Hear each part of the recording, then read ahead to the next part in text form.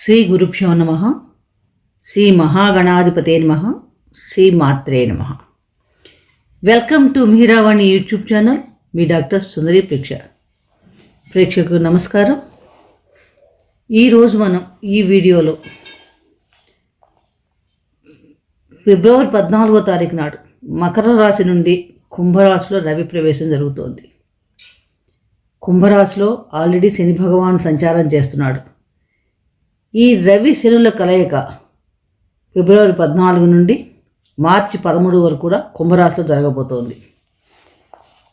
విరుద్ధ స్వభావాలైన రవి శనుల సంయోగం కుంభరాశిలో ఎలాంటి ఫలితాలు ఉండబోతున్నాయి, ద్వాదశ రాశుల వారికి ఎటువంటి శుభాశుభ ఫలితాలు ఇస్తారు, ఏ రాశుల వారికి అనుకూలంగా ఉంటుంది, ఎవరికి ప్రతికూలంగా ఉంటుంది, ప్రతికూలంగా ఉన్నవాళ్ళు ఎటువంటి జాగ్రత్తలు తీసుకోవాలి, ఇని అనేక విషయాలు తెలుసుకుందాం. అసలు ఈ రెండు గ్రహాలు కూడా మన జ్యోతిష్ శాస్త్ర ప్రకారం చూసినప్పుడు విరుద్ధ స్వభావమైన గ్రహాలు. సౌర కుటుంబంలో మనం చూసినప్పుడు రవి గ్రహరాశి, ఆత్మకారకుడు, ఆత్మాభిమానం కల గ్రహం కూడా చెప్పబడుతుంది. రవి కారకత్వాలు గమనించినప్పుడు గర్వం, ప్రజాకర్షణ ఎక్కువ ఉంటుంది. అలాగే విశాల భావనలు, పొగడ్తలకి లొంగటం లాంటి స్వభావం, పుత్రకారకుడు, శీఘ్రంగా కోపించే స్వభావం కలిగి ఉంటాయి. ఒక్కొక్కసారి అజాగ్రత్త, అశ్రద్ధ కారణంగా అనవసర వ్యయం, కుటుంబ విషయాల్లో నిర్లక్ష్యం వహించడం. అగ్నితత్వ గ్రహం మరియు సింహరాశికి అధిపతి రవి గ్రహం, ఒక రాయల్ సైన్ కూడా చెప్పవచ్చు. అలాగే మన శనిగ్రహాన్ని కనుక గమనిస్తే శనిగ్రహం ఆయుకారకుడు జ్యోతిష్ శాస్త్ర ప్రకారం. అలాగే క్రూరగ్రహం తమో గుణం, మందుడు, అంటే ప్రతి పని నెమ్మదిగా చేస్తుంటాడు.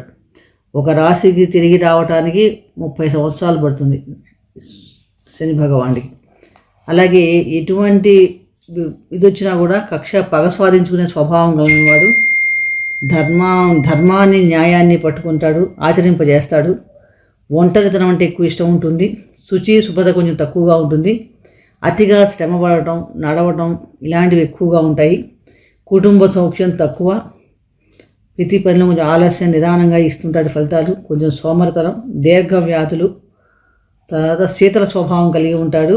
ఇలాంటి వాటికి శని భగవానుడు కారకత్వం వహిస్తాడు. ఇంతటి విరుద్ధ స్వభావాలు రెండు గ్రహాలు కూడా ఈ నెల, అంటే ఫిబ్రవరి నెల 14వ తారీఖు నుండి మార్చి 13 వరకు కూడా కుంభరాశిలో సంచారం చేస్తున్నాయి, కలిసి సంచారం చేస్తున్నాయి. మనకి తెలుసు జ్యోతిష్ శాస్త్ర ప్రకారం రవి పుత్రుడు శని, కానీ వీరిద్దరికీ కూడా మిత్రత్వం ఉండదు. రవికి సింహరాశి స్వక్షేత్రం అయితే శనికది శత్రుక్షేత్రం. కుంభరాశి అన్నది శనికి స్వక్షేత్రము, మూల త్రికోణం. రవికి అంత అనుకూలంగా ఉండదు. ఈ రవి శనుల సంయోగం కుంభరాశిలో సహజంగానే విరుద్ధమైన ఫలితాలు ఇస్తుంటుంది. ఎవరి జాతకంలోనైనా సరే ఈ రవి శనులు కలిసి ఉంటే కనుక ఈ తండ్రి కొడుకుల మధ్య ఒక రకమైన డిఫరెన్స్ ఒపీనియన్స్ ఉంటాయి. ఈ 30 రోజుల అలా ఉంటుందా ఈ సంయోగం అంటే? అలా ఉండదు.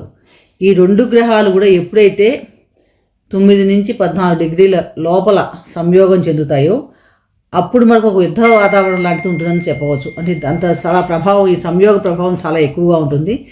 ఈ 9 నుంచి 14 డిగ్రీల సంయోగం తర్వాత కొంచెం బలహీన పడుతుందని చెప్పచ్చు. ఏమైనా కూడా ఒకే రాశిలో ఈ విరుద్ధ స్వభావ గ్రహాలు ఉన్నప్పుడు వాటి ప్రభావం అన్ని రాశుల మీద కూడా డిఫరెంట్ టైప్లో మనకి పడుతుందన్నమాట. ఈ రవికి సహజంగానే ఆత్మవిశ్వాసం ఉన్న గ్రహం కింద చెప్తాం.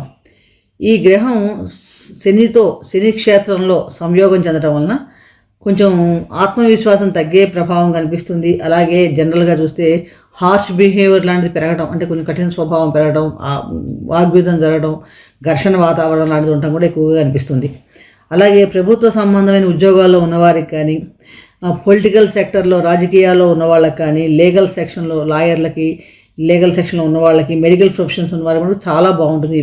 ఈ కాంబినేషన్ చాలా బెస్ట్ కాంబినేషన్ కూడా చెప్పవచ్చు.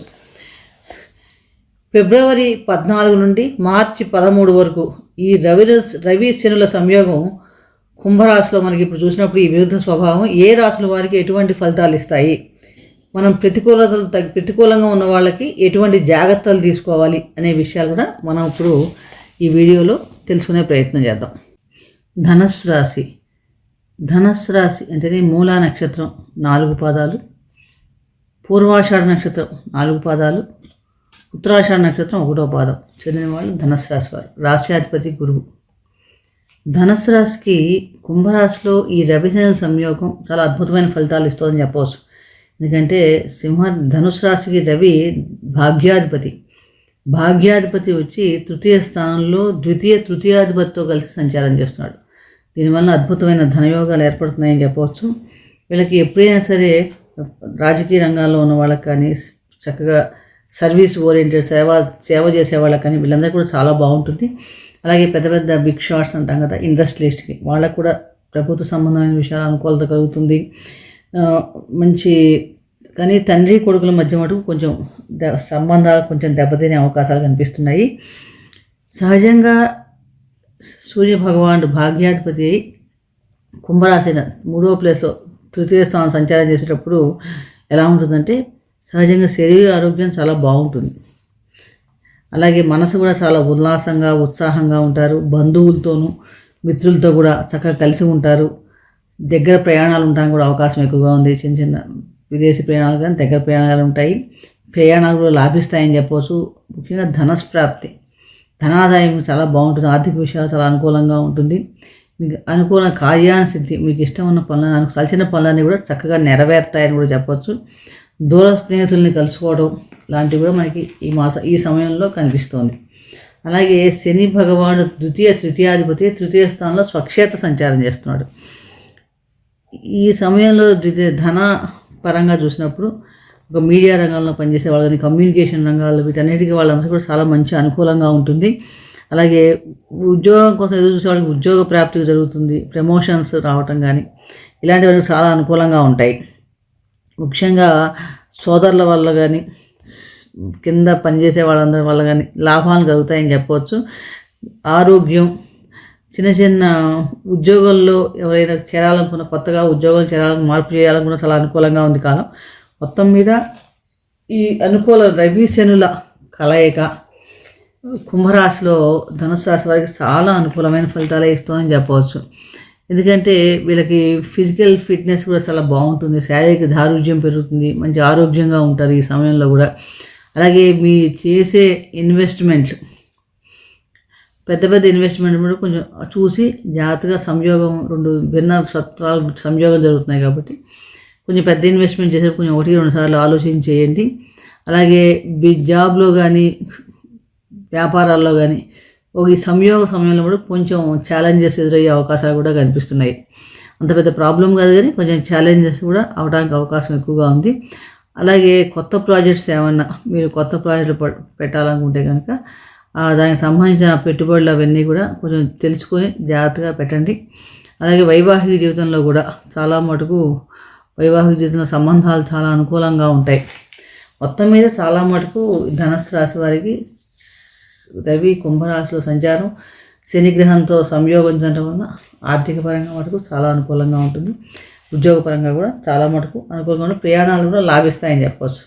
చిన్న చిన్న అడ్డంకులు, ఇబ్బందులు సంయోగ సమయంలో ఉన్నప్పటికీ కూడా మిగిలిన సమయంలో చాలా మటుకు ఈ మాసం అంతా కూడా మనకి ఫిబ్రవరి 14 నుంచి మార్చి 13 దాకా చాలా అనుకూలంగా ఉంది. మరింత అనుకూలమైన ఫలితాల కోసం మీరు ప్రతిరోజు కూడా శివారాధన చేసుకోవడం చాలా ఉత్తమమైన ఫలితాలు ఇస్తుంది.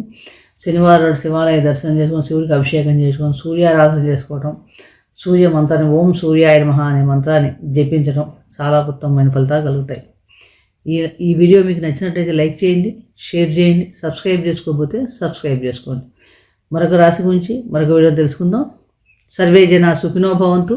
శుభం భూయాత్.